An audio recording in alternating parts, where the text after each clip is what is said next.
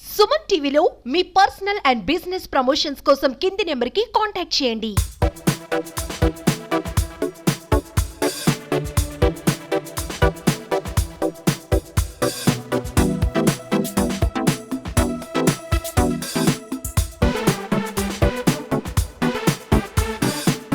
Welcome to Suman TV. పల్లెటూరులో జన్మించి కష్టపడి చదువుకుని విదేశాలకు వెళ్లి ఉన్నత శిఖరాలకు ఎదిగిన తాను పెరిగిన ఊరిని కన్న తల్లిదండ్రుల్ని మర్చిపోకుండా తన స్వగ్రామంలో సత్యసాయి ట్రస్ట్ ఏర్పాటు చేసి విద్యా వైద్య సదుపాయాలు తన గ్రామంతో పాటు చుట్టుపక్కల గ్రామాలకు కూడా అందిస్తూ ఉన్నత విలువలతో తన ఉనికిని చాటుకుంటున్న ఏలూరు జిల్లా ద్వారకా తిరుమల మండలం చెలికాని వారి పోతేపల్లి గ్రామ వాస్తవ్యులు వీర వెంకట సత్యనారాయణ స్వామి అలియా సోంబాబు గారి కుమారుడు చెలికాని కిషోర్ బాబు గారితో మనం ఈ రోజు ఉన్నాం. ఈ ట్రస్ట్ గురించిన పూర్తి విషయాలు ఆయన మాటల్లోనే అడిగి తెలుసుకుందాం. నమస్తే సార్. నమస్తే అండి. బాగున్నారా? బాగున్నాను. పోతేపల్లిలో మీ విద్యాభ్యాసం ఎంతవరకు జరిగింది? నేను యాక్చువల్గా నా పూర్వీకులు ఊరు ఇది. మా ఇంటి పేరు ఈ పోతేపల్లి. ఏంటంటే ఇక్కడ నేను ఎర్లీ డేస్లో చదువుకున్నాను. ఆ తర్వాత న్యూజివీడ్కి వెళ్ళా. అక్కడి నుంచి ఏలూరు వెళ్ళి అక్కడ అలాగా విద్యాభ్యాసం అలా జరిగింది. మీరు విదేశాలకు వెళ్ళడానికి మీ తల్లిదండ్రులు ఎలా కృషి చేశారు? అంటే ఎంత కష్టపడి మిమ్మల్ని అక్కడి వరకు పంపించగలిగారు? ఇక్కడ బేసిక్గా మా అమ్మగారు నాన్నగారే వాళ్ళ కష్టార్జితమే. ఈ పోతేపల్లి నుంచి అక్కడికి విదేశాలు వెళ్ళాలంటే అంటే మంచి ఎడ్యుకేషన్ ఉండాలి కదా. పాపం మా తల్లిదండ్రులు బాగా కష్టపడ్డారు. వాళ్ళు చదివించారు. ఏంటంటే స్వామి దయ వల్ల నాకు అవకాశం వచ్చింది. నేను బాల్కి ఇంజనీరింగ్ కాలేజ్ కర్ణాటకలో చదివా. అక్కడి నుంచి ఆ తర్వాత యూకే వెళ్ళి అక్కడ దాదాపు 22 ఏళ్ళ నుంచి అక్కడే ఉంటున్నాను. ఈ సత్యసాయి ట్రస్ట్ అనేది ఏ సంవత్సరంలో మీరు ప్రారంభించారు సార్? యాక్చువల్గా నాకు ఒక ట్రస్ట్ ప్రారంభించడానికి నేను 1997లో నేను సత్యసాయి బాబా గారి భక్తుడిని బేసిక్గా. ఆ టైంలో నాకు second year to third year engineering promotion రాలా. అన్ని మ్యాథ్స్లో నేను చాలా పూర్ స్టూడెంట్ని. అప్పుడు ఏంటంటే నా క్లాస్ వాళ్ళు అందరూ థర్డ్ ఇయర్కి వెళ్ళారు, ఫోర్త్ ఇయర్కి వెళ్ళిపోయారు. కాకపోతే నాకే ఫెయిల్ అయిపోయా బేసిక్గా. అప్పుడు నాకేమీ తెలియలే, ఏం చేయాలా అనేది తెలియలే. అప్పుడు స్వామి దగ్గరికి వెళ్ళా. నా ఫ్రెండ్ సజెషన్తో స్వామి దగ్గరికి వెళ్తే నాకు సోమవారం ఇంటర్వ్యూ ఇచ్చారు. ఇచ్చి ఏం చదువుతున్నారో బంగారు అని అడిగారు. ఇంజనీరింగ్ స్వామి అంటే కట్టడం పడగొట్టడం, ఒక మ్యాథ్స్ పాస్ అవ్వలేదేం బంగారు అన్నాడు. స్వామి మీ దయ వల్ల అందుకనే మీ దగ్గరికి వచ్చాను స్వామి అంటే, స్వామి చూస్తారులే అన్నాడు. ఆ తర్వాత మెరాక్యులస్గా నేను అన్ని సబ్జెక్టులు పాస్ అవ్వటం, అక్కడ అంతా ఇంజనీరింగ్ కంప్లీట్ చేయడం, యూకేకి వెళ్ళటం. అక్కడ ఏంటంటే ఒక ఎస్ఏపి కన్సల్టెంట్ కింద కన్సల్టెన్సీ చేయటం. ఈ 22 ఏళ్ళ నుంచి నా కెరియర్ ఇలాగా అయిందమ్మా. మీరు ఈ ట్రస్ట్ ప్రారంభించడానికి ప్రధానంగా ఏమైనా కారణాలు ఉన్నాయా? ఉందమ్మా. ఏంటంటే యాక్చువల్గా స్వామి నాకు చేసిన అంటే హెల్ప్కి నేను స్వామికి ఏదో ఒకటి చేయాలనుకున్నాను. స్వామికి ఏది ఇష్టం అయితే అది చేయాలనుకున్నాను. స్వామి ఏమంటారంటే you have to concentrate on the long term ప్రాబ్లమ్స్కి సొల్యూషన్స్ ఎతకమని స్వామి చెప్తూ ఉంటారు. అదేంటంటే ఇప్పుడు ఏదో ఒకరోజు అన్నదానం చేయటం వల్ల ఒకరోజు కడుపు ఆకలి తీరుతుంది. కానీ మనం లాంగ్ టర్మ్ సొల్యూషన్స్కి ప్రాబ్లమ్స్కి సొల్యూషన్ ఎత్తుకామనుకున్నా దానికి ఒక ఇన్స్టిట్యూషన్స్ పెట్టాలి. దానికి ఏంటంటే కంటిన్యూస్గా సేవ జరగాల. నేను బహుశా అసలు యూకే ఎందుకు వెళ్ళానంటే నేను ఇక్కడ ఇండియాలో ఉన్నప్పుడు చిన్న చిన్న సేవలు చేసేవాడిని. అంటే ఈ బస్ స్టాండ్ కట్టేయటం, లేకపోతే ఆ పార్క్ పెట్టేయటం, ఇవన్నీ చేసేవాడిని. నాకేంటంటే విదేశాలకు వెళ్తే నేను ఇంకా పెద్ద సేవ చేయగలను, బాగా పెద్ద పెద్ద కార్యక్రమాలు చేయగలను, మా ఊరికి ఎంతో ఉపయోగంగా ఉంటుంది, స్వామి సంతోషపడతారు. బేసిక్గా మా ఊరు సంతోషపడితే స్వామి సంతోషపడతారు కదమ్మా. అది నాకు మెయిన్. ఇది స్వామితో మాట్లాడాలా.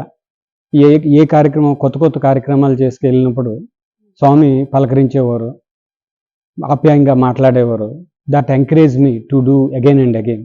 ఇదేంటంటే అమ్మా మా గ్రామం శ్రీ సత్యసాయి మోడల్ విలేజ్. బేసిక్గా ఇదేంటంటే చాలా మారుమూల ప్రాంతం.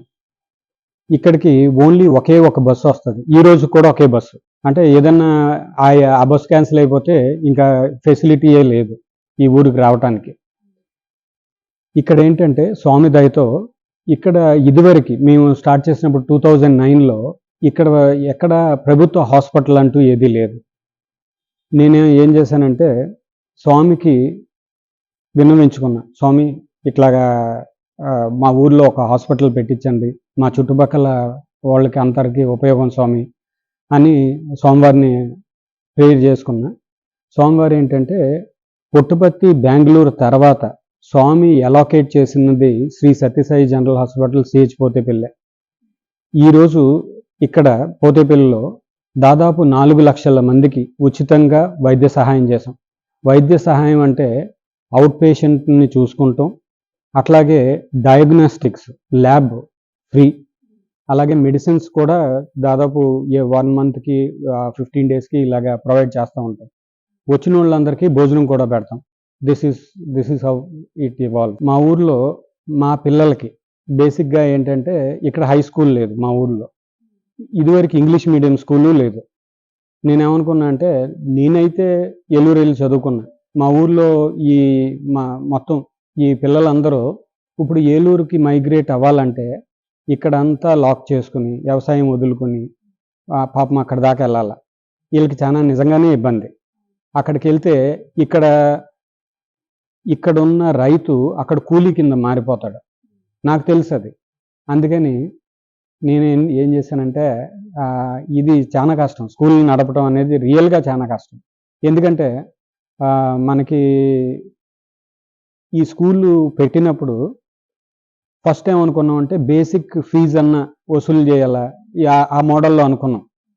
తర్వాత నేను వాళ్ళతో పనిచేయటం, ఈ తల్లిదండ్రులతో పనిచేయటం మొదలెట్టాక నాకేమనిపించిందంటే వీళ్ళ దగ్గర కూడా ఎవరు ఫీజు తీసుకుంటారు, అంతే కదా, కష్టమేదో మనమే పడదాం, ఏంటంటే క్వాలిటీ ఆఫ్ ఎడ్యుకేషన్ ఇద్దాం అనేది అనుకున్నాను. ఏంటంటే స్వామి దయతో ఫస్ట్ క్లాస్ నుంచి 10th క్లాస్ దాకా కంప్లీట్లీ ఫ్రీ అమ్మ. ఇదేంటంటే ఎండ్ టు ఎండ్ సొల్యూషన్ ఉంది మన ఊళ్ళో. ఇంకొకటి ఏంటంటే మనకి ఇక్కడ Shri Sathya Sai orphanage for girls అని ఉంది. నాకేంటంటే ఇట్లాగా నాకు 2 ఆడపిల్లలు, ఒక అబ్బాయి. ఈ ఆడపిల్లలకి భద్రత కల్పించాలనేది నా ఉద్దేశం. ఏ ఆర్ఫనేజ్ అన్నా పెట్టవచ్చు, కానీ ఆడపిల్లల ఆర్ఫనేజ్ పెడితే దానికి ఉన్న కష్టాలు వర్ణనాతీతంగా ఉంటాయి. ఎందుకంటే ఎవరికన్నా నచ్చకపోయినా, నేను నచ్చకపోయినా, నా భావజాలం నచ్చకపోయినా ఈ పిల్లల్ని ఏదన్నా చేయొచ్చు, ఆ పిల్లల్ని ట్రాక్ చేయొచ్చు, తీసుకెళ్ళిపోవచ్చు, ఇట్లాంటివి చేస్తూ ఉంటారు కదా. నాకు భయం వేసింది, ఇదేంటంటే రియల్గా పెట్టాలా, ఇంత కష్టం. అందరూ ఏమన్నారంటే ఆడపిల్లలది పెట్టొద్దు, మగపిల్లలది పెట్టు, సేఫ్గా ఉంటుంది అన్న. కానీ నాకేమనిపించిందంటే మోడీ గారు బేటీ బచావ్ బేటీ పడావ్ అన్నారు కదన్నా, అది రియల్గా ఇన్స్పిరేషన్గా తీసుకుని గవర్నమెంట్ని అప్రోచ్ అయ్యా. సార్ నేను ఆడపిల్లలది పెడతానండి, నాకేం అక్కర్లా, ఒక బిల్డింగ్ చూపించండి, నేను బిల్డింగ్ కట్టడానికి డబ్బులు అవుతాయి కదా, ఆ డబ్బులతో వీళ్ళకి మంచి భోజనం ఆహారం అంతా అందించగలను అని చెప్పా. చంద్రబాబు నాయుడు గారి టైంలో 2018లో ఏంటంటే మనకి అక్కడ స్కూళ్ళు పాడుపడిపోయిన స్కూల్ని స్మార్ట్ విలేజ్ ప్రోగ్రామ్ కింద, ఊరు దత్తత కార్యక్రమం కింద అది మనకి ఇచ్చారు. ఇస్తే ఏంటంటే దాంట్లో వొకేషనల్ ట్రైనింగ్ పెట్టాం, ఈ ప్లంబింగ్, ఎలక్ట్రీషియన్ ఇవన్నీ నేర్పించాం. అట్లాగే ఈ ఆడపిల్లలకి అది అయిపోయింది. తర్వాత ఆడపిల్లలకి అనాథాశ్రమం కూడా పెట్టాము. నాకు వాళ్ళతో అనాథ పిల్లలతో ట్రావెల్ చేయటం మొదలెట్టిన కాడి నుంచి అసలు వాళ్ళకి ఒక్కొక్కళ్ళకి ఒక్కొక్క స్టోరీ. ఎంతో కష్టం. మీకు ఎలాంటి కష్టం అంటే వాళ్ళు ఒక 1 ఇయర్ అది జరిగాక 2019లో ప్రభుత్వం మారింది. ఏంటంటే కొంతమంది ఈ ఊళ్ళో నేను మీకు చెప్పాను కదా, మనం నచ్చకపోయినా, వాళ్ళకి అర్థం కాకపోయినా, ఇప్పుడు మనం చేసేది వాళ్ళకి అర్థం కాకపోయినా ఏంటంటే వాళ్ళు కొంతమంది వచ్చి ఈ ధర్నాలు చేయటం, ఇలాగా చాలా హెరాస్ చేయటం మొదలెట్టారు. ఏం చేయాలో తెలియలే నాకు. ఏంటంటే ఈ ట్రస్ట్లో నేను అందరూ విలేజ్ ఉమెన్ని పెట్టా. మా ఊర్లో ఉన్న వాళ్ళని, అన్ని కులాల వాళ్ళని తీసుకొచ్చి శ్రీ సత్యసాయి మహాలక్ష్మి ట్రస్ట్లో పెట్టా. అది only women trust in entire AP. ఇది చాలా గొప్పమ్మ. ఇదేంటంటే దీంట్లో ఎవరు ఎడ్యుకేటెడ్గా లేరు, ఎవరు 10th కూడా కంప్లీట్ చేసిన వాళ్ళు లేరు. అందరినీ అట్లాంటి వాళ్ళని పెట్టి వాళ్ళకి నేను సహాయం చేయటం మొదలెట. I'm empowering them to run the trust. బేసిక్గా నేనేం చేశానంటే, ఇది వీళ్ళందరూ వచ్చేవాళ్ళు చాలా హెరాస్ చేసేవాళ్ళు. నాకు ఏంటంటే వాళ్ళందరూ కూడా లోపల నుంచి చాలా భయపడిపోయేవాళ్ళు. ఈ పేపర్లో వాళ్ళు ధర్నాలు చేస్తున్నారంటే పేపర్లో రాస్తారు కదా, ఇవన్నీ చేస్తే ఇప్పుడు పేపర్లో రాసిందే నిజం అనుకుంటారు ఇన్ జనరల్గా. వాళ్ళు మళ్ళీ ఇదంతా చేసేదాకా తెలియదు ఏది నిజం అనేది. నాకు నిజంగానే ఏం అర్థం అవ్వాల. అప్పుడు ఏంటంటే ఆ గవర్నమెంట్ ఏం చేసిందంటే ఆ పిల్లల్ని మొత్తాన్ని తీసుకెళ్ళిపోయింది. తీసుకెళ్ళిపోతే యాక్చువల్గా వాళ్ళు ఎంత ఏడిశారంటే ఈ ఊరు మొత్తం సాక్ష్యం.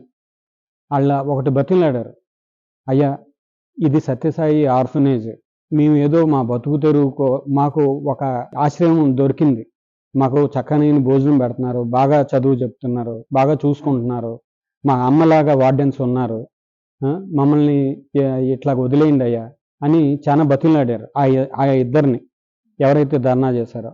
కానీ వాళ్ళు జాలి చూపించలే. ఏంటంటే అన్ని అబద్ధాలు చెప్పారు. గవర్నమెంట్కి ఈ పిల్లల్ని హ్యాండ్ ఓవర్ చేసేసాం మనం.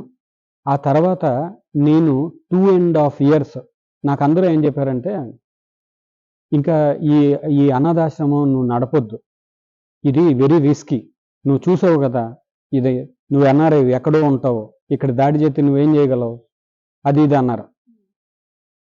నాకేమనిపించిందంటే ఫస్ట్ 2 days వాళ్ళందరూ నాకు ఫోన్ చేసి, సార్ మమ్మల్ని పంపించొద్దండి, మమ్మల్ని ఉంచండి, ఇట్లాగా ఇవన్నీ అడిగేవారు నన్ను.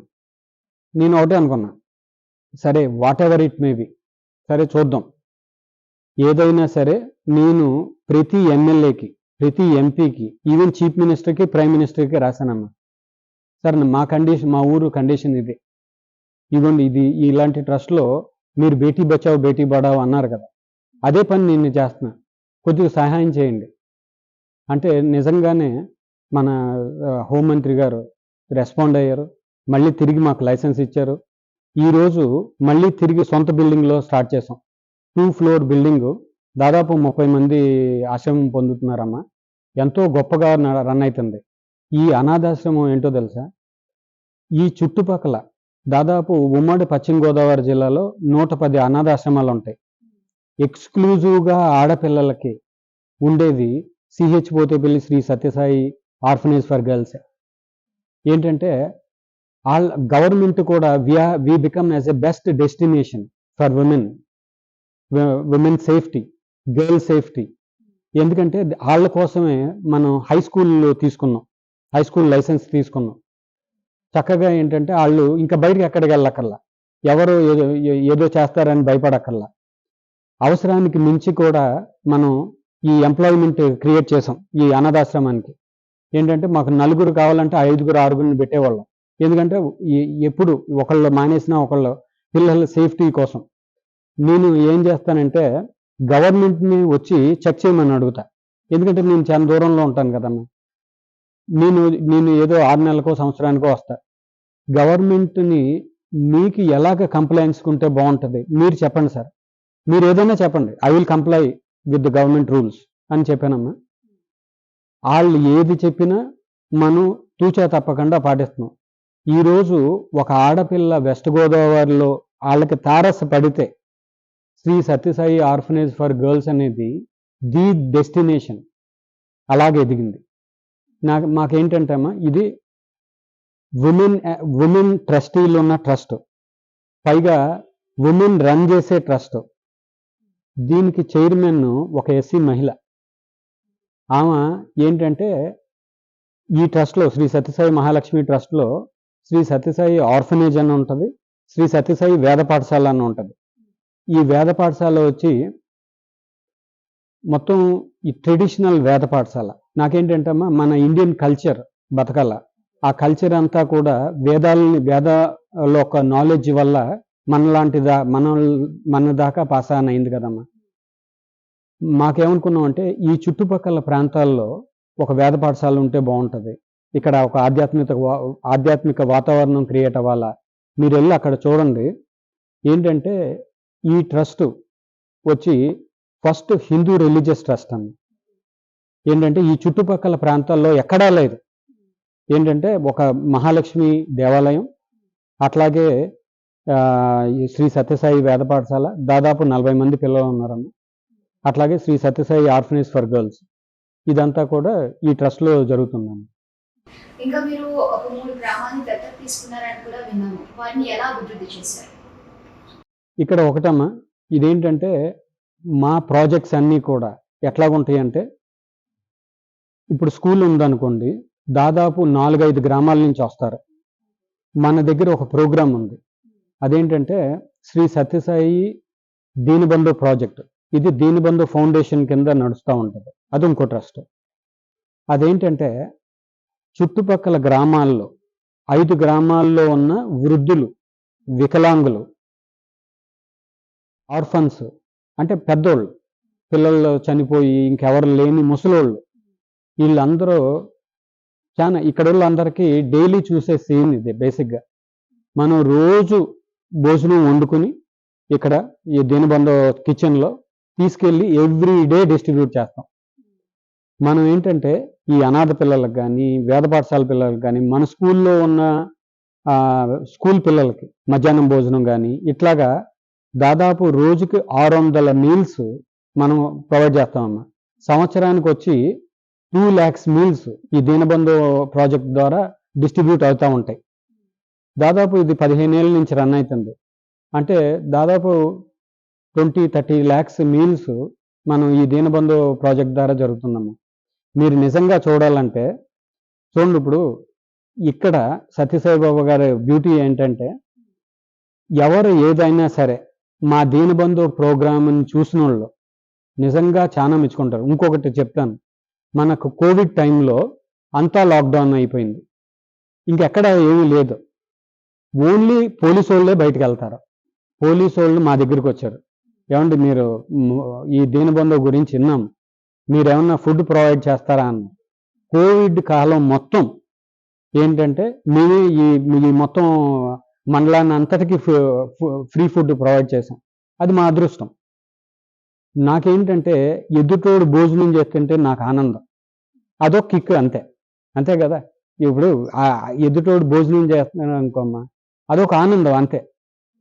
ఎందుకు చేస్తున్నామో తెలియదు. ఈ సేవ అంతా మీ సొంత డబ్బులనే చేస్తున్నారా, లేదంటే మీకు ఏమైనా డొనేషన్స్ వస్తాయా? ఒక్కడే చేయటం కుదరదమ్మా. ఇదంతా కూడా ఒక్కడి వల్ల సాధ్యపడదు. నేను ఇంత పని చేస్తా. నేను లండన్లో ఎవ్రీడే మార్నింగ్ 3 o'clock లేస్తా. అంటే మీకు ఇక్కడ 8-9 అవుతుంది మీ టైం. అక్కడి నుంచే మొత్తం ఈ ప్రాజెక్టులన్నీ బిల్డ్ చేసింది స్వామి దయతో నేనే. అంటే స్వామి అనుగ్రహంతో, నా సొంతంగా కదమ్మా. ఇది స్వామి దయతో ఇవన్నీ ఏంటంటే ప్రతిదీ కూడా నేను అక్కడి నుంచి మానిటర్ చేస్తూనే ఉంటాను. ఇప్పుడు టీచర్స్తో మాట్లాడినండి, ఈ కుక్స్తో మాట్లాడినండి, డాక్టర్స్తో మాట్లాడినండి, కొత్త ప్రోగ్రామ్స్. హాస్పిటల్ అన్నాక ఇక్కడితోనే ఆగిపోట్లా మనం. ఏంటంటే ఐ క్యాంప్, ఇది చాలా ఫేమస్ మా దగ్గర. ఐ క్యాంపు వల్ల ఎవ్రీ మంత్ వస్తూ ఉంటారు. అట్లాగే ఈ రిమోట్ విలేజెస్కి వెళ్ళి చక్కగా వైద్య సహాయం చేస్తూ ఉంటాం. నెలకు ఒక 3 విలేజెస్లో క్యాంప్స్ జరుగుతూ ఉంటాయమ్మ. ఇంత ఒకళ్ళే చేయలేరు కదా. నిజంగా స్వామి దయతో నేనేమి ఓన్లీ డొనేషన్లు వస్తే నేను నడపాలని ఏం కాదమ్మా. నేను మామూలుగా ఇక్కడి నుంచి లండన్ వెళ్ళింది కూడా రూపాయితో అయితే నేను ఇంతే చేయగలను, పౌండ్తో అయితే ఇంత చేయగలను కదా. అలాగే సాధించాను. నేను ఫస్ట్ మామూలు జాబ్ చేసేవాడిని. దీనికి నా జాబ్లో ఏది చేస్తే హైయెస్ట్ పొజిషన్కి వెళ్ళగలం, ఎక్కువ సంపాదించగలం, ఎక్కువ ఖర్చు పెట్టగలం అనుకున్నా. అప్పుడు ఎస్ఐపి బేసిస్ అని ఉండేది. అదైతే రోజుకి 80,000 జీతం యాజ్ అ కన్సల్టెంట్. నేనేంటంటే టాప్ 10 కంపెనీస్ ఇన్ యూకే అన్నిటికీ కన్సల్టెన్సీ చేశాను.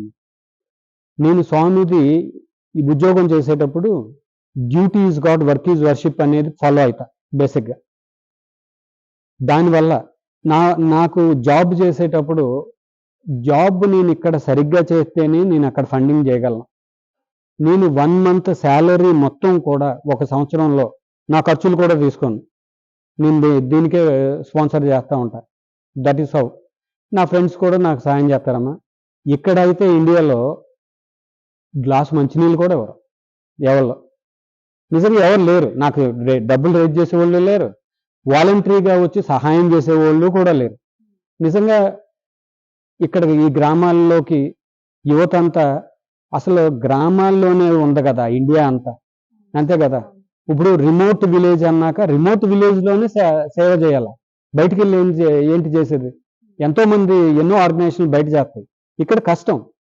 నేను ఈ ఊరు ఇంత గ్రామం నుంచి వచ్చాను కాబట్టి నా ఊరు చుట్టుపక్కల అన్ని ఊళ్ళు సస్యశ్యామలంగా ఉండాల, వాళ్ళకి అన్ని ఏది కావాలితే అలా సహాయం చేయాలా అనేది మా ఉద్దేశం.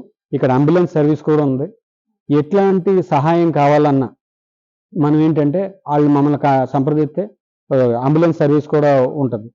మీకు గుర్తుండే ఉంటుంది, మోడీ గారు స్వచ్ఛ భారత్ అన్నారు కదమ్మా. యాక్చువల్గా ఫస్ట్ ఈ ఇంటింటికి వెళ్ళి చెత్త కలెక్ట్ చేసి ఒక డంప్ యార్డ్లో డంప్ చేసి ఈ కార్యక్రమం చేసింది Shri Sathya Sai clean and green project మేమే చేసాం. అట్లాగే ఈ మొదలుగూడెంలో వాటర్ అంతా కూడా లోపల అంతా ఏంటంటే కంటామినేటెడ్ అయిపోతుంది, అంతా శుద్ధ. నేను బేసిక్గా వాళ్ళని అడిగా, నేనేం సహాయం చేయగలను మీకు అంటే, సార్ మాకు వాటర్ ప్రాబ్లము ఇది. సరే నేనేం చేశానంటే ఉన్న బోర్వెల్లో శుద్ధ వస్తుందని స్వామి దయతో ఇంకో బోర్వెల్ వేసి వాళ్ళకి ఆ విధంగా సహాయం చేసాం. మనం ఎన్నుకున్న ఏ ప్రాజెక్ట్ అయినా మా ఊరు ఒకళ్ళకే కాదమ్మా, హాస్పిటల్ అంటే దాదాపు 100 గ్రామాల నుంచి వస్తారు. మన దేనిబందో దాదాపు 5 గ్రామాలకు వెళ్ళి భోజనం పెట్టద్దు. స్కూల్కి దాదాపు 7-8 గ్రామాల నుంచి పిల్లలు వస్తారు. వేద పాఠశాలని దాదాపు ఇప్పుడు రాజస్థాన్ నుంచి పిల్లలు వస్తున్నారు, ఉత్తరప్రదేశ్ నుంచి పిల్లలు వస్తున్నారు, ఇంకెక్కడెక్కడి నుంచో పిల్లలు వస్తున్నారు వేద పాఠశాలకి. ఇక అనాథాశ్రమం అంటారా? డిస్టిక్లో ఏ అనాథ పిల్లకైనా ఇక్కడికి వస్తే ఇది స్వామి ఆమెకి ప్రసాదించిన ఇల్లే. గవర్నమెంట్ ఒప్పుకుంటే వాళ్ళకి మేమే చదివించి పెద్ద చేసి, సో వాళ్ళు కావాలనుకుంటే మేమే పెళ్లి చేసి పంపిస్తాం. వాళ్ళకి ఇది పుట్టిన ఇల్లు లాగా ఉంటుంది. That is what we want to do. ఇంకా మీ గ్రామాన్ని కానీ మీ చుట్టుపక్కల గ్రామాన్ని కానీ ఏ విధంగా అభివృద్ధి చేయాలనుకుంటున్నారు? ఓకే, ఇప్పుడు బేసిక్గా ప్రజెంట్ నేను ఇండియా ఒక 10 రోజుల క్రింద వచ్చా, రేపు వెళ్ళిపోతున్నాను. నేనేమనుకుంటున్నానంటే మా ఊర్లో ఇంకా ఏది చేయగలను నేను అందరిని అడుగుతూ ఉంటా. ఒక ఆయన ఏం చెప్పాడంటే, ఈ ఉమెన్ చాలా మంది చదువుకున్నారు కానీ అందరికీ గవర్నమెంట్ జాబ్స్ ఇవ్వలేదు. ప్రతి ఊళ్ళు కూడా ఎంటర్ప్రైనర్గా అవటానికి ఆస్కారం ఉంది. ప్రతిదీ కూడా ఆన్లైన్ వచ్చేసింది. ఇప్పుడు హౌస్ కీపింగ్ అంటే ఆన్లైన్, బట్టలు ఉతకడం అంటే ఆన్లైన్, ఇవన్నీ సర్వీసెస్ వచ్చేసినాయి కదమ్మా. నేనేమనుకున్నానంటే ఇక్కడ ఈ చుట్టుపక్కల దాదాపు 26 గ్రామాలు ఉన్నాయంట ద్వారకా తిరుమలలో. నాకు వాలంటీర్స్ ఎవరు లేరని మీకు తెలుసు కదా, నేను ఒక్కడనే చేయలేను కదా, మా ఎంప్లాయీస్ కూడా చేయలేరు కదమ్మా.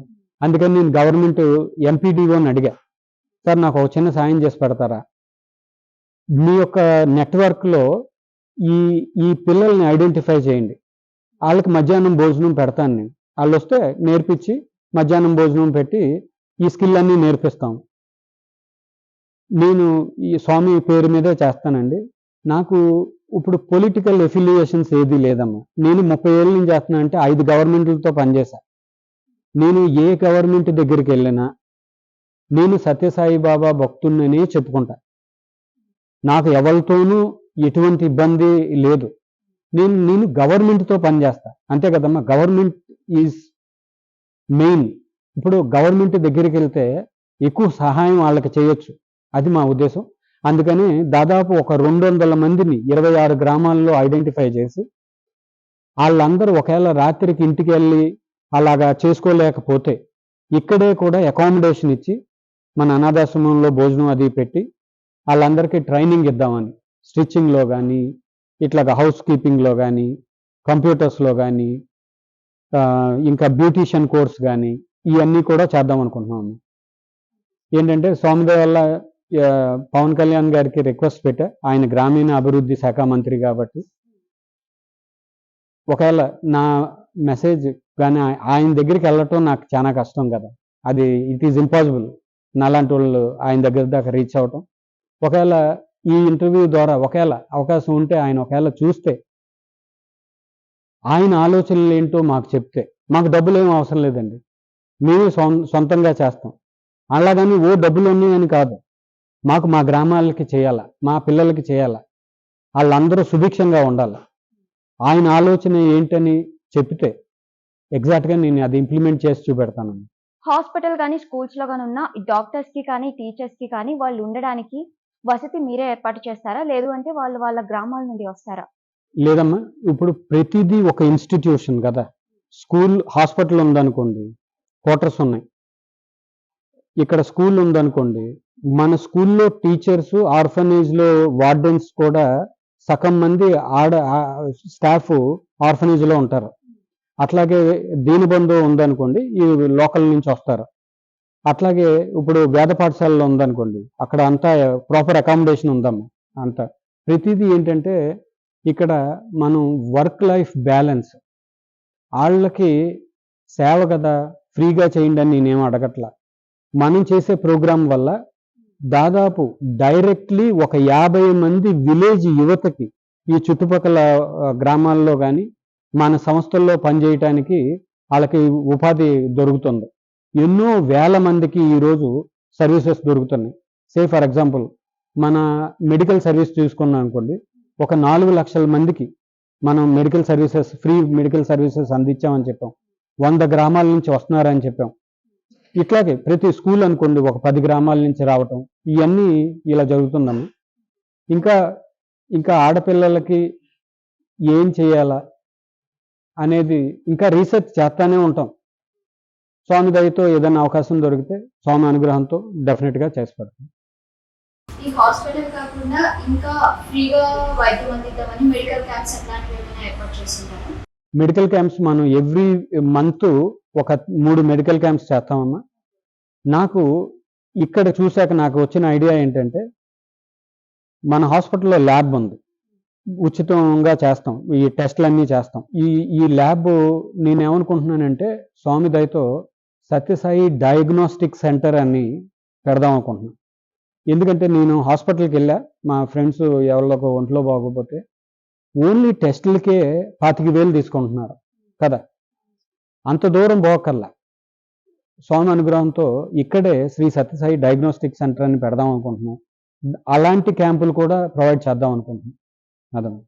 సో మీరు చేస్తున్న సేవలకి గ్రామాలకి మీకు ఎన్ఆర్ఐలు ఎవరైనా సహాయం చేస్తున్నారా? చాలా మంది చేస్తారమ్మా. ఏంటంటే మేమంతా కూడా స్వామి భక్తులం. బేసిక్గా ఏంటంటే స్వామి చెప్పిన సిద్ధాంతాలని, ఆ లెగసీని తీసుకెళ్ళటానికి మేమంతా గ్రూప్గా స్వామి సేవలు చేస్తూ ఉంటాం. అదే కాదు, ఏంటంటే ఏపీలో smart village program Chandrababu Naidu గారు ఏదైతే స్టార్ట్ చేశారో ప్రీవియస్ గవర్నమెంట్లో, ఎంతోమంది దాదాపు 150 మంది రెడీగా ఉన్నారు. ఈ గవర్నమెంట్లో ఇది చంద్రబాబు నాయుడు గారి దగ్గరికి కానీ మేము తీసుకెళ్తే వీఆర్ ఆల్ రెడీ. మా విలేజ్లో ఎలా జరుగుతుందో రాష్ట్రం అంతా కూడా ఇలా చేయటానికి నిజంగా ఎన్ఆర్ఐలు అందరూ ముందుకు రావడానికి సిద్ధంగా ఉన్నారు. కాకపోతే ఏంటంటే మేము గవర్నమెంట్ దగ్గరికి వెళ్ళి మాట్లాడటానికి మాకు అపాయింట్మెంట్ అవన్నీ దొరకవు కదా. అలాంటి ఇబ్బంది మాకు ఉంది. ఏంటంటే దాదాపు వరల్డ్ వైడ్గా ఒక కోర్ టీమ్ పెడితే ఒక్కొక్క ఎన్ఆర్ఐ కానీ ఎంతో ప్రేమతో డెఫినెట్గా మాతృభూమికి చేయాలని ఎంతోమంది ఉన్నారు. ఓన్లీ గవర్నమెంట్ వాళ్ళని పిలిచి సహాయం చేయండి అని అడగాల. ఈ ఎన్ఆర్ఐలు చేయటం వల్ల ఏంటో తెలుసమ్మా, గవర్నమెంట్ ప్రోగ్రామ్స్ ఎన్నో చేస్తుంది, డబ్బు బోల్డ్ అంత ఇస్తుంది, కానీ విలేజ్లో వీళ్ళందరినీ టుగెదర్గా ఉంచడానికి, ఒక వైబ్రెంట్ అట్మాస్ఫియర్ క్రియేట్ చేయడానికి, ఆహ్లాదంగా ఉంచడానికి ఓన్లీ ఎన్ఆర్ఐలే చేయగలరు అనేది నా విశ్వాసం. ఎందుకంటే ఎటువంటి వాళ్ళకి ఎఫిలియేషన్స్ ఏమి ఉండవు, ఊరి మీద ప్రేమ ఉంటుంది, అందరూ నా వాళ్ళే అనుకుంటారు, దూరంగా ఉంటారు కదా, అందుకని ఎంతో ప్రేమతో చేస్తారు. ఈ చుట్టుపక్కల ప్రదేశాల్లో ఎక్కడ కూడా మహాలక్ష్మీదేవి అమ్మవారి ఆలయం లేదు కదా, మీరు ఆ ఆలయాన్ని స్థాపించడానికి గల కారణం ఏమైనా ఉందా? బేసిక్గా ఏంటంటే నాకు రామ వివేకానంద ఇన్స్పిరేషన్ అమ్మ. ఏంటంటే నాకు ఏంటంటే ఎన్నో ఇక్కడ చాలా క్రిస్టియన్ రిలీజియస్ ట్రస్ట్లు ఉంటాయి కదమ్మా. మా ప్రాంతంలో ఈ ప్రాంతం ఎందుకో కానీ హిందూస్ మైనారిటీ అయిపోయారు బేసిక్గా. ఎందుకంటే నేనేమి రిలీజియస్గా వేరేగా అంటలేదు.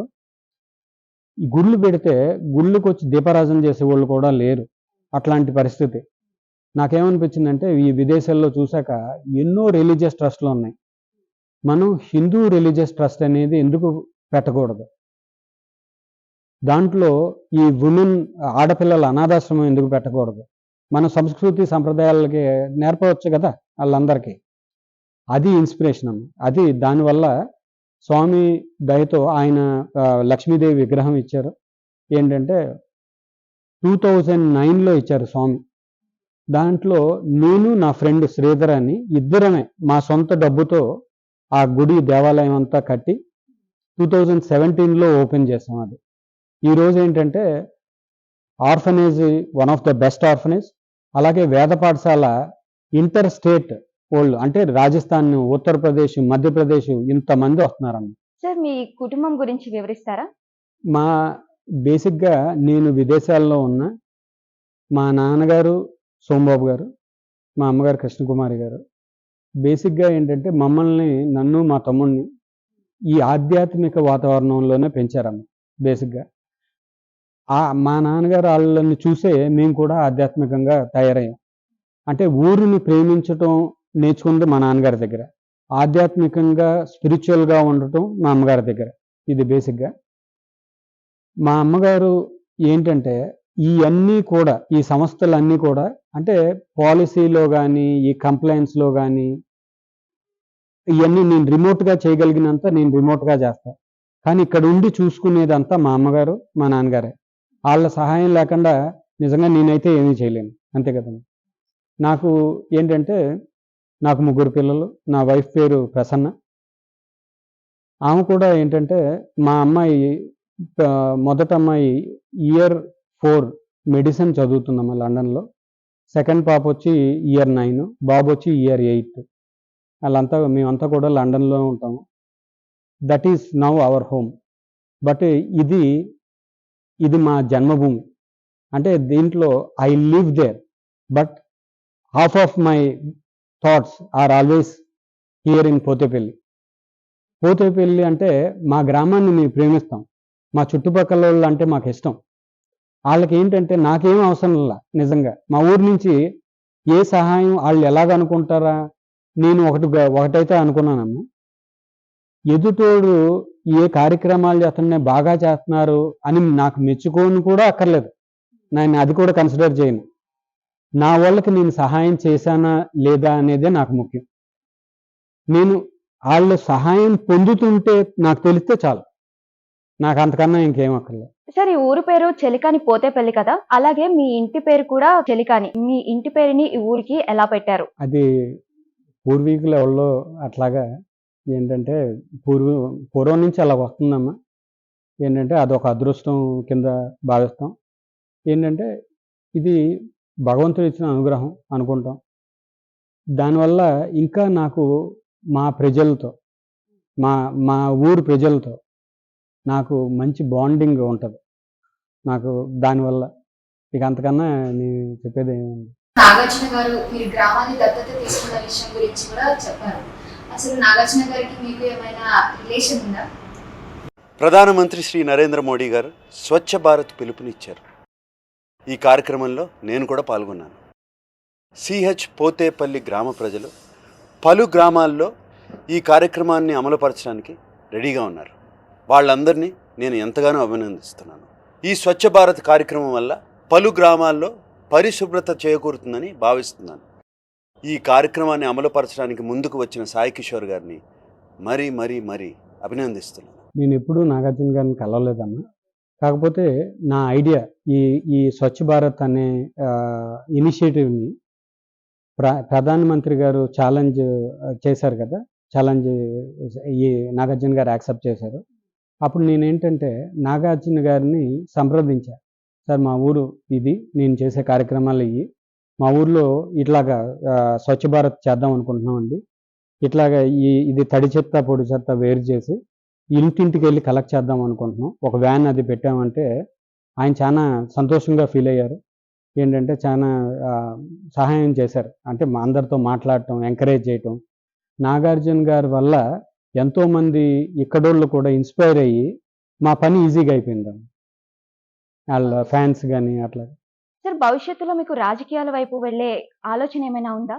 నాకు అస్సలు 0% కూడా ఇంట్రెస్ట్ లేదు. నా ఉద్దేశం ఏంటంటే till the end of my life, last నా బ్రెత్ దాకా స్వామి సేవ చేయాలి. ఈ కార్యక్రమాలన్నీ కూడా నేను నిర్విఘ్నంగా చేసుకుంటూ పోతూ ఉండాలి. ఇంతే. నాకు రాజకీయంతో అసలు సంబంధమే లేదు. నాకు ఏం తెలియదు కూడా. ఏంటంటే ఇప్పుడు నాకు వచ్చిన ప్రాబ్లం ఏంటంటే ఈ గవర్నమెంట్ మారినప్పుడల్లా ఇక నాకు కొంత 1 ఇయర్ చాలా టఫ్ టైమ్గా ఉంటుంది. ప్రతి వాళ్ళ దగ్గరికి వెళ్ళటం, ఎక్స్ప్లెయిన్ చేయటం, మేము మీతో పని చేస్తామండి అది ఇది అంటాం. అది రియల్గా పెయిన్ఫుల్. అందుకని మాలాంటి ఎన్ఆర్ఐలకి ఒక అండ ఉండాలి. అంతే కదా. ఎవ్రీ 5 ఇయర్స్కి మారటం కన్నా ఇప్పుడు మన డిప్యూటీ సీఎం గారు కానీ, సీఎం గారు కానీ, లోకేష్ గారు కానీ మా ఎన్ఆర్ఐలను పిలిచి ఇదిగో మీకు ఇలాంటి మంచి ఏర్పాటు చేశాము, మీరు వెళ్ళి అందరినీ బతిలాడుకోకర్లా, ఇవన్నీ అలాంటి ఏర్పాటు చేస్తే మాకు టైం సేవ్ అవుతుంది, మనీ సేవ్ అవుతుంది. దీనివల్ల నిజంగా ఒక ప్రమాదం ఉందమ్మా. లాస్ట్ టైము ఎంతోమంది, నిజంగా చెప్తున్నా, ఎంతోమంది ఎన్ఆర్ఐలు గ్రామ సేవలకని వచ్చారు. లోకల్గా లీడర్ల హెరాస్మెంట్ వల్ల వాళ్ళు తట్టుకోలేక ఏంటంటే డిస్హార్టన్ అయిపోయి పాపం చాలా బాధతో వెళ్ళిపోయిన వాళ్ళు చాలామంది ఉన్నారు. కొంతమంది మేము ఎందుకు మిగిలామో తెలుసా? నేను మిగిలిందైతే నాకు సత్యసాయి బాబా గారు అనుగ్రహం, ఆయన మీద ప్రేమ వల్ల నేను మిగిలా. అంటే నేను ఏది ఎక్స్పెక్ట్ చేయను. నేను ఎదుటోడికి క్వాలిటీ ఆఫ్ సర్వీస్ స్వామి పేరు మీద ఇస్తున్నామా లేదా అనేది లెక్క. అంతే. నిజంగా గవర్నమెంట్ ఒక్కసారి మాతో మాట్లాడండి, ఎన్ఆర్ఐలతో మాట్లాడండి. మాకేం డబ్బులు ఏం వద్దు. మేము విలేజెస్లో వైబ్రెంట్ అట్మాస్ఫియర్ ధైర్యంగా తీసుకురాగలం. మాకేం అవసరం లేదు. మాకేం రాజకీయం ఏం కావాలండి? అంతే కదా. మాకేం అవసరం రాజకీయాలతో? మాకేం పని? మేము రాజకీయ నాయకుల దగ్గరికి వెళ్ళేదంటే వాళ్ళు గవర్నమెంట్. అంతే కదమ్మా. ఇప్పుడు గవర్నమెంట్ దగ్గరికి వెళ్ళి మాట్లాడాలా? మరి ఈ పార్టీ అంటే ఆ పార్టీ వచ్చినప్పుడు ప్రాబ్లం, ఆ పార్టీ అంటే ఈ పార్టీ వచ్చినప్పుడు ప్రాబ్లం. ఇప్పుడు అనాథాశ్రమం అంటే గవర్నమెంటే పిల్లల్ని పంపిస్తుంది. అంతే కదా. స్కూల్ అంటే గవర్నమెంటే లైసెన్స్ ఇస్తుంది. ఇదంతా గవర్నమెంట్తోనే పని కదా. సో రాజకీయాల జోలికైతే నేను వెళ్ళను. శ్మశాన వాటికను కూడా మీరే ఏర్పాటు చేశారంట కదా ఇక్కడ, దాని గురించి వివరిస్తారా? మా ఊర్లో ఏంటంటే ఇక్కడ ప్రాపర్గా అంటే హిందూ శవాలని క్రిమేషన్ చేయడానికి ఒక ప్రాపర్ సెటప్ లేదమ్మా. అందుకని ఏం చేసామంటే శ్రీ సత్యసాయి రుద్రభూమి అనే ప్రాజెక్ట్తో ఒక ప్రాపర్ శ్మశాన వాటికి తయారు చేసి దాని ముందు ఒక శివుడు విగ్రహము, అట్లాగే వాళ్ళు క్రిమేట్ చేశాక వచ్చి స్నానాలు చేయడానికి ఫెసిలిటీ, అట్లాగే వాళ్ళకి తర్వాత చేయాల్సిన శివాలయంలో పూజ కోసం శివుడిని శివాలయం కూడా తయారు చేసి పెట్టాము ఇక్కడ. బహుశా ఈ శ్మశానానికి పక్కనున్న శివాలయం ఓన్లీ కాశీలో ఉంటుందమ్మ. ఆ తర్వాత బహుశా మా ఊర్లోనే ఉందని నా నమ్మకం. ఇక్కడ శివలింగం కూడా కాశీ నుంచే తీసుకొచ్చి ప్రతిష్ఠ చేశాము. మీలా విదేశాలకు వెళ్ళి స్థిరపడిన వాళ్ళకి, ఉన్నత స్థాయిలో ఉన్న వాళ్ళకి మీరు ఏదైనా మెసేజ్ ఇవ్వాలనుకుంటున్నారా? స్వామి గ్రామ సేవే రామసేవ అన్నారన్న. ఏంటంటే తలా ఒకళ్ళు ఏంటంటే ఎంతోమందికి ఈ విలేజ్ సర్వీస్ చేయాలని నిజంగా ఎన్ఆర్ఐలకి నాకు తెలిసిన వాళ్ళు బోల్డ్ ఎంతమంది ఉన్నారు. వాళ్ళందరికీ కూడా ఇంట్రెస్ట్ ఉంది, కానీ ఎవరి దగ్గరికి వెళ్ళాలో తెలియదు. ఎవరితో ఇప్పుడు ఈ హెరాస్మెంట్ పడలేరు కదమ్మా, ఇవన్నీ తిరగలేరు పాపం. దీనికోసం ప్రభుత్వం కానీ ఒక వేదిక క్రియేట్ చేసి ఇప్పుడు చంద్రబాబు నాయుడు గారు, పవన్ కళ్యాణ్ గారు, లోకేష్ గారు కానీ మాతో ఫోన్లో మాట్లాడిన చాలు, వాళ్ళ సందేశం ఇచ్చినా చాలు, మమ్మల్ని పిలిచి మాట్లాడక్కర్లా. వాళ్ళు అలా వేదిక క్రియేట్ చేస్తే we are ready to work for the government. మేము డెఫినెట్గా ఒక మంచి పాజిటివ్ చేంజ్ ఆంధ్రాలో ఒక విలేజెస్ని వైబ్రెంట్ విలేజెస్గా డెఫినెట్గా చేసి పెడతాం. ఎంతోమంది రెడీగా ఉన్నారమ్మ. చూశారు కదండి, చెలికాని కిషోర్ బాబు గారి గురించి తెలుసుకున్నారు కదా. ఇలాంటి గొప్ప వ్యక్తుల గురించి తెలుసుకోవాలి అని అనుకుంటే చూస్తూనే ఉండండి సుమన్ టీవీ ద్వారకా తిరుమల.